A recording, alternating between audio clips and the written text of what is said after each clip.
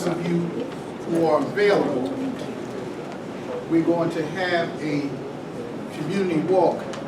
The Attorney General for the state of New Jersey is going to be here along with law enforcement officials.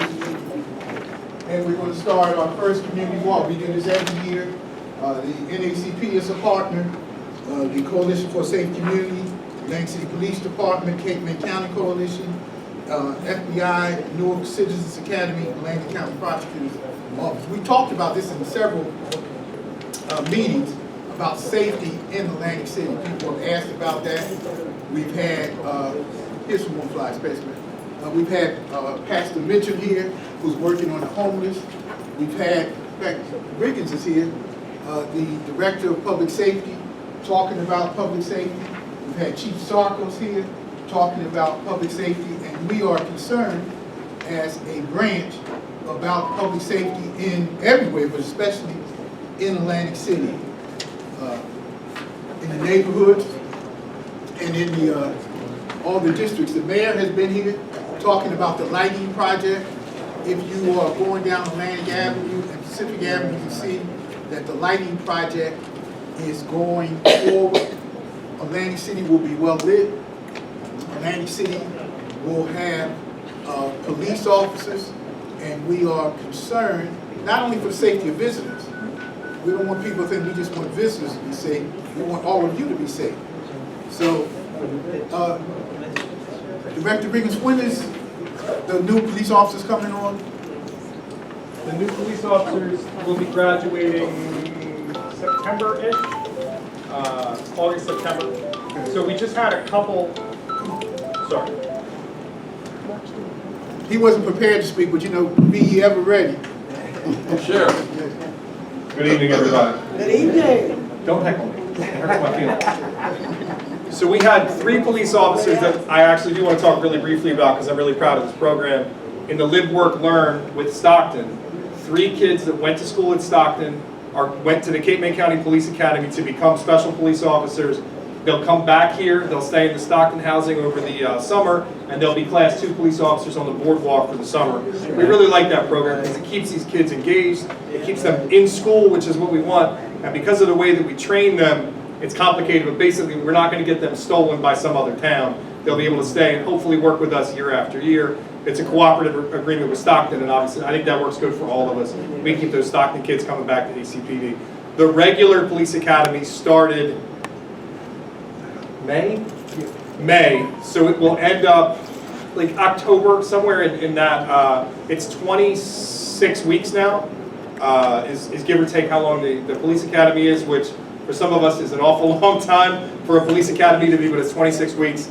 So they'll be out, and then we'll start the next class in December. They're actually already into orientation. So we're capped at 328, but the chief and the deputy chiefs have done a phenomenal job of making sure that we keep 328 cops working all of the time. So while we would certainly love to have a couple more, being able to stay at that number has really been working out well for us.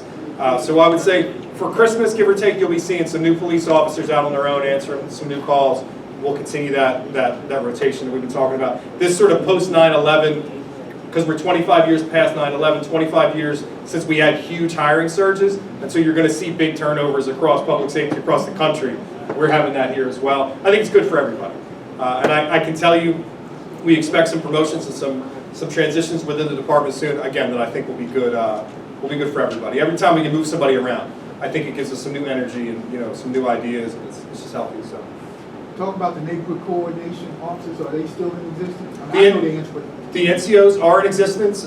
We would certainly always, anytime we can get some extra resources, the NCOs are where we want to put them. Right now, our emphasis is obviously on the boardwalk. As we are able to bring more of those officers all the way in, because remember, we're still field training the officers from the last academy class, so we're in that kind of constant cycle. Hopefully we will be able to put some additional officers in the NCO program. I can tell you that my council vice president mentions it to me, if not every day, almost every day. So we know that those are where officers need to be. We need to make sure that we're answering calls and that we're maintaining a presence on Atlantic Avenue and in the boardwalk. The very next sort of, as soon as we get some bandwidth there, that's what we're going to do. I would ask you to bear in mind that at all times now, for probably the next 3 years, almost 10% of the Atlantic City Police Department will be in a training role because we do have that turnover. That's just kind of the way it is. As I said, I think that turnover is healthy, but it does mean that almost 10% of our police force is not really able to go and answer calls on their own. That, you know, we're not able to put them in those specialized units because we're still training them up. So we're going to be in that role for a little while. It's good, but there's a cost to it. You had something that you wanted to mention about people who are coming back to community and how you wanted to handle that. Coming back to the community. Some people said that they should not get not Rehabilitation. not rehabilitation, but Reentry people? reentries and things like that. I think you took the opposite position. As far as reentry on what, Councilman? Coming from prison. They're coming from prison. So Back into the community. That's for reentry. So what? I'm not following. Okay, maybe I'm not making it clear.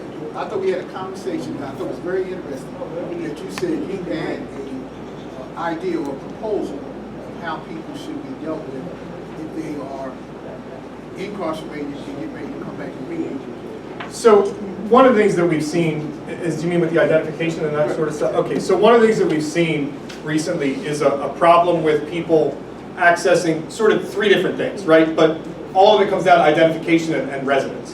And what's happened is we have people coming out of jails that are not able to access services. If you come out of jail after doing a significant amount of time for whatever event, you need to be able to access services because you're not going to come out and just go right to work at Home Depot or wherever else. You need to be able to get the services that you need.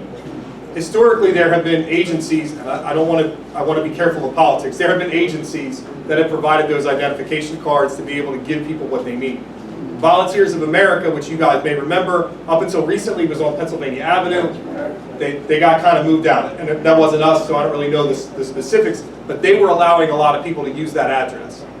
In the absence of an address, in the absence of photo identification, we're bringing people out of jail and almost forcing them back into crime, because if they can't have ID, they can't get mail, they can't do the things they need to do, then basically we're setting them up for failure. So I think one of the things that we really need to be looking at a county and a state level is how do we get these folks ID to integrate them back into the system quickly, you know what I mean, and with a minimal amount of fuss, because if you've just done 10 years, it's hard enough to get back out on the street and act right to begin with. But now if we set it up and it's hard for you to get a job and it's hard for you to get mail, we're making it even harder.